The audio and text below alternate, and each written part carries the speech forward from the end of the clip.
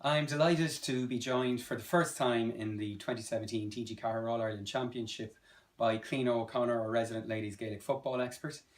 Our championship gets underway this weekend. We have three games to look forward to, two in the Intermediate Championship and one in the Senior Championship. The first game is the Senior Championship game between Cavan and Laois. It's at 12 o'clock in Ashbourne in County Meath. And then on Sunday, our two games in the intermediates are Limerick versus Wicklow. It's at 2 o'clock in Crettyard in Laois. And we have Louth versus Offaly at 1:45 in St. Lomans in Westmeath. But before we get into the nitty gritty of the championship, we're gonna start with the intermediate championship draw. It's all out there now, and we've all seen it, and we know the paths to the final for each of the counties. So, Cliona, when we were looking at the championship, I think you would have picked out one or two teams that you thought were possibly the favourites to go on and contest All Ireland finals. So after the draw, do you still feel the same way? Do you still think it's the same counties that we should be looking at? Yeah, I think so. Obviously, a lot of people talk about Tipperary. They're kind of the big hitters in the intermediate, and it's nice to be able to see a clear path for them. So, obviously, Offaly and Louth are playing this weekend. The winner of that game will face Wexford, and the winner of that game then faces Tipperary. So that's an interesting, I suppose, thread through the championship. Those two teams played in two great Lidl National Football League Division 3 finals. One first game drawn in really exciting circumstances, and then there was nothing between them again in the replay. Yeah, so it's sort of set up nicely for a nice competition there, and I mean everyone would sort of think Wexford would be favourites to come out of whoever they play, Offaly or Louth. Now people were surprised when they played Meath in the Leinster Championship. They would expect Wexford to win that hands down, which they didn't. So maybe that's a little bit of a challenge or a little bit of a lesson that will serve Wexford well coming into the rest of the qualifiers. Just speaking of Meath, they're straight through to the All Ireland quarter final as the Leinster champions. They're probably in a very fortunate position that they're going to be the underdogs in every game they play. I mean, their first game is either going to be against the winner of Limerick and Wicklow or Clare. Yeah, I suppose they will be underdogs, but having said that, they beat Wexford, so people aren't going to ignore that. That'll give them a lot of confidence. But Clare are very good as well, So I think even though they did perform well in the Leinster Championship, I think they'll have their work cut out for them. And if they could, Clare, definitely if they come up against Clare, I think that'll be a tough ask for them, I'd say. And your own favourites, really, the team that you kind of have your eye on the most is Sligo, and Sligo have a tough draw. If depending on who wins between Down and Roscommon, they could have a Connacht derby in their quarter final. Yeah, I suppose the reason I'm kind of interested in Sligo, I saw them last year in their semi final, and Kildare beat them in extra time, and I just think they look very impressive, or they look very impressive then, and there's a lot of experience in that Sligo team, and they're kind of. They just like Tipperary, they've been around a while, and I think they could kind of push on, and they're looking to get to that next level, and they have been for the last while. And then finally, our last provincial champion, they'll enter in the quarterfinals, are Tyrone. It might be a bit harder to track Tyrone's form because they had a very comprehensive win over Down in the Ulster final. They won that by 14 points. They're awaiting the winner of Leitrim and Longford. That's a hard draw. Leitrim and Longford, both teams on the up. Yeah, I would find it difficult, to be honest, to call a winner between Leitrim and Longford. I think they're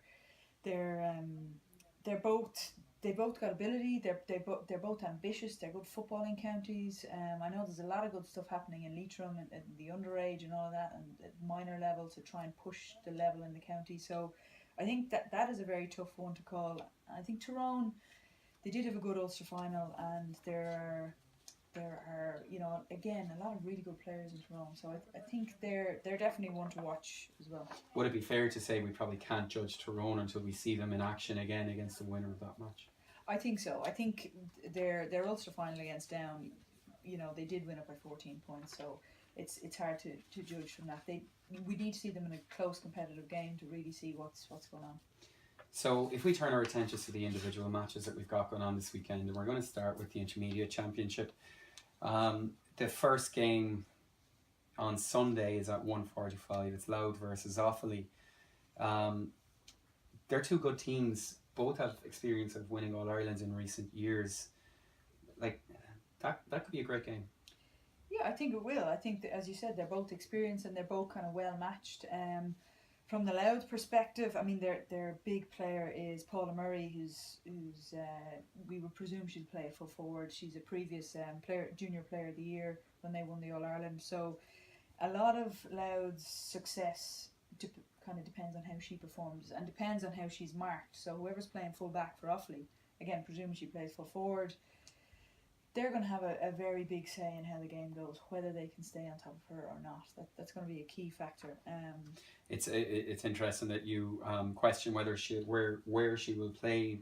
She's made her name as a hard-working half forward, so Yeah. I mean she's now converted to a heavy scoring full forward. It's a big transition. Yeah, it's hard to know. And with any player like that dictates so much of the success, if you put them in full forward, that's all reliant on the fact that you need to get the ball into them. So that depends on what's happening at the field. So if she's getting good quality ball, she'll convert scores. If not, we may see her being brought out the field to try and get on more ball. It really depends on what Offaly bring to the table. I would say we'll move her around as they need fit, or as they see fit. We talk about Paula Murray as possibly the most important attacker in the field for Louth, but there's a similar story for Offaly in their half forward line. Yeah, there's two key players really in their half forward line. You got Mairead Daly from St. Rina's Club and Roisin Egan from Nave Kieran. So they're two wing forwards. Again, they've been the two go-to players for Offaly. So if you can curb those two, they're very influential. You stand a good chance against Offaly. Like Mairead Daly had a college's All-Star earlier this year, so it's a good season for her. You know, she'll be full of confidence going into the championship. Yeah, she's shown some great form. Yeah.